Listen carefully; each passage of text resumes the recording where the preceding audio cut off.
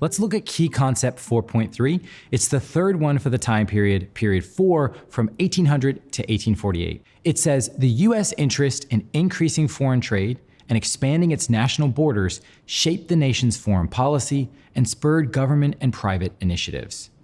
So this is another confusing sentence. Basically, it's the international dimension of this time period. We focused already on the new national culture in key concept 4.1. We focused on the new economic systems in key concept 4.2. And now we're focusing on this new international domain. Now remember, at the beginning of this time period, the US was a scrappy little country. It didn't have any kind of good army or navy. It definitely didn't have any respect on the international scene. So in the early 1800s, the US was really getting beat up a lot by the French and the British. In 1812, we even went to war with Great Britain in what's known as the War of 1812. Of course, the Americans ended up winning the war in 1815. By the middle of this time period, America was in a much stronger position internationally, but it was by no means the kind of powerhouse that it would become in the 20th century. With no navy, Americans couldn't really play on the international scene, so they turned their attention to continued westward expansion. And just like the expansion of the 1750s and 60s, which caused so much trouble, like an American Revolution in period 3, the expansion of period 4 created a lot of problems. First of all, Native Americans were displaced by this expansion. In the 1830s, Native Americans from the so-called 5 civilized tribes were forcibly relocated from the American Southwest to what is now Oklahoma. This came to be known as the Trail of Tears because more than 10,000 Native Americans died of starvation, disease, or warfare during these forced removals.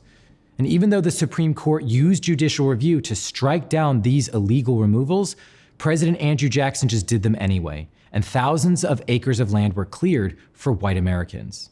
The most important expansion westward in American history happened on one day. It was April 30th, 1803, when we purchased the Louisiana Territory from France and doubled the size of this country overnight. Technically, the Louisiana Purchase wasn't constitutional, but whatever, Thomas Jefferson did what he had to do, and we got the land for only $15 million. Nowadays, this land is well over $1 trillion of value, so the Louisiana Purchase has gone down as the best real estate deal in history. As we've been discussing in key concepts 4.1 and 4.2, this is the time period that lays the foundation for the Civil War. During period 4, the differences between the North and the South become really stark. Because for Southerners, slavery wasn't just a moral question like the abolitionists kept saying. For them, slavery was a whole way of life. It undergirded their culture and heritage. It was part of what it meant to be Southern. And the North, it was filled with large cities, filled with immigrants and new liberal ideas. And those threatened directly the identity of what it meant to be a Southerner. Now, the political game going on at this time was very interesting. Every time you added a free state in the North, you had to add a slave state in the South to keep this delicate chess game going and keep a balance between the slave and free states.